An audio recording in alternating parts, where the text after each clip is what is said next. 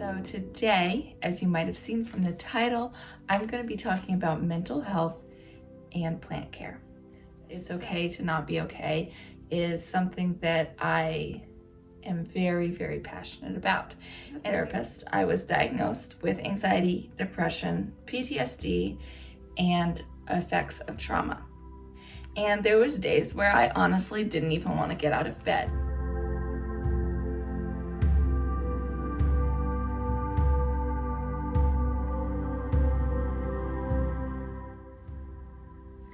Hi guys, welcome back to my YouTube channel. I'm so happy to have you along the Plant Fairy Florida journey, whether it's on Instagram, YouTube, both, Facebook, all of the different outlets of social media that I put my plant content out on there and you guys engage. I really enjoy it, really enjoy connecting with everybody. And as you may have noticed, I haven't been as active on my social medias lately, and that is what inspired this video.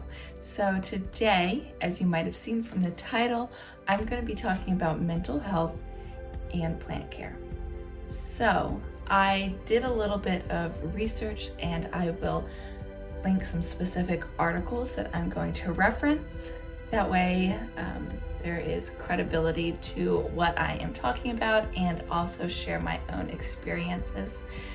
Mental health is something that is very important to me, and speaking up and spreading awareness that it's okay to not be okay is something that I am very, very passionate about. And if you've been following along on my Instagram journey, you have been seeing that type of content, but I haven't brought it onto my YouTube channel as much yet.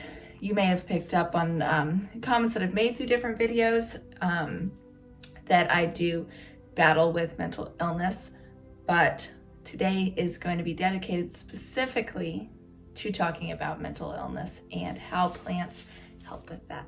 So let me start off by, I got some notes here where I went to some articles in order to give you guys some results from different studies that were done and different, some just different credible resources that talk about the benefits of plants and mental health. So Healthline did a study that it not only increases your home's aesthetics to have plants, but they are also known to clear the air, they create a sense of well-being, and they enhance your life. And as I mentioned, I'll be linking all of these articles in the description box below so that you can check them out for yourself. The website LiveKindly actually talked about how plants and mental health is not something new. Yes, I think that we are talking about it more now because people are just more open about mental health, but it actually is not new that plants are used to help with mental illnesses or just overall emotional mental well-being. In the late 19th century, Dr. Benjamin Rush documented the positive effects working with plants had on his patients who had mental illness. Then this article additionally mentioned a study from the University of Michigan where they found spending time outside around plants can increase memory retention up to 20%. Another thing that plants do is help with the prevention of dementia, which I think is super important, especially for me. My grandmother has been diagnosed with dementia, so definitely something that I've been thinking about of like different ways that I can make sure that I'm keeping my brain active even at a young age. I think it's important that we start healthy patterns. So for memory retention, being out and gardening and plants is actually super beneficial and can prevent dementia long-term, or down the road, I should say. So that was really encouraging to read about that. Additionally, PsychologyToday.com, which is a really great resource for mental health if you're not familiar with it. If you're looking for a therapist, you can search their website for therapists in your area. They talk about what areas they specialize in. I actually researched my therapist on PsychologyToday.com before I met with her, and so I definitely recommend checking out that website. But this specific article they wrote was 11 ways plants enhance your mental and emotional health. Now, I won't go through all 11 ways, but I just wanted to highlight 2 points from this article. One is those with depression who spent time in nature have 20 to 30% higher rates of complete remission from depression, which I thought was really, really, really awesome. And I'll talk a little bit more about my personal experience in a few minutes here, but seeing that, I was like, wow, that's really awesome. The other points in the article was that they're known to boost creativity and vitality, which again is something that I'll talk a little bit about my personal experience. Additionally, CNN has an article on the healing effects of gardening, which I thought was really cool for a big news company to talk about mental health and gardening. So those are just a few articles, like I said, that I'll link in the description box that you can go to if this is a new topic for you. But now I'm going to talk a little bit about my personal journey with mental health and how plants have helped me. I have battled with anxiety and depression since I was about 11 years old, and I went undiagnosed for about 15 years. And when I finally met with a therapist, I was diagnosed with anxiety, depression, PTSD, and effects of trauma. And I say that because people aren't open enough about their mental health. You know, if people had maybe talked about it more, maybe I would have gone and gotten the help that I needed prior to. So I just say that to remind you that mental illness is something that's no different than going to the doctor because you have a cold or something like that. Seeing a therapist is amazing, and in order to be your best self, I think that we need to make sure we're physically, emotionally, and mentally taking care of ourselves. So if you ever have any questions about therapy or therapist and how to find one and anything like that, I'm always very happy to talk about my experience and really go into depth. I'm very open about it, and I'm always happy to share. So I really was a lover of nature for most of my life. I grew up in a very rural area, but didn't necessarily find my place with plants until about maybe 6 months or less into actually going to get therapy and working through it. And I started noticing how much they brought me joy and just refreshed me. And I brought it up with my therapist, and she was like, yes, like that's totally normal. That's really great. And through that, I've really developed a very intense, passionate hobby with plants and gardening. And so in the early stages of seeing a therapist, I was battling very extreme depression. And there was days where I honestly didn't even want to get out of bed.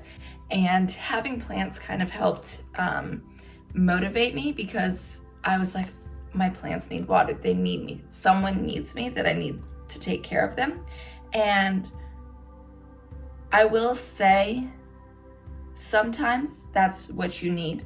And sometimes you just need to take care of yourself and listen to your body. So don't take it as if you're depressed, you absolutely have to go take care of something or do something. No, that's not always what you need, but it's sometimes what you need. So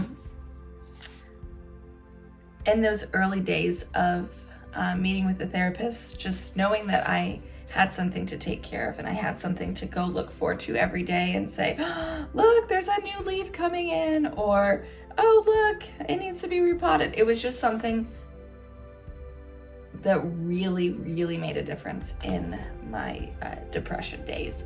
And days that I'm having anxiety, going outside and gardening and repotting or planting seeds or just watering the plants is something that is very grounding and brings me a lot of peace in times of anxiety. So I personally can't recommend plants and gardening enough when it comes to your mental health.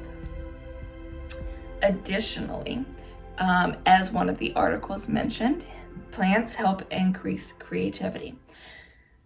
I was someone that for 25 years of my life, I didn't have a hobby. I didn't know what my hobby was. People would always ask, what's your hobby? And I would try to come up with something, but I never felt passionate about my hobbies. And through my journey with plants and then starting plant Instagram and plant YouTube, it's actually given me a hobby for the first time in my life.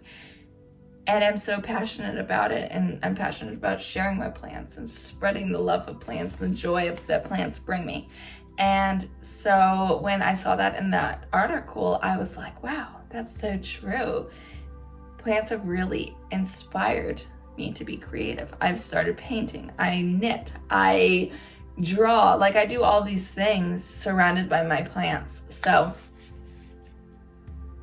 yeah, that's just a handful of ways. I didn't want to talk too long because I know sometimes talking videos are boring, but I did want to just take this time where I've been noticing that I am needing to be a little bit absent from social media in order to just kind of reset myself, that I thought that this was the perfect time to take a little bit of time to just do a mental health video, because as I said, I'm so passionate about spreading awareness of it and being a resource for anyone that just needs to talk to someone about it. So if that is you and you would like to talk to someone, feel free to message me or email me. All of my contact information is always linked in the description boxes.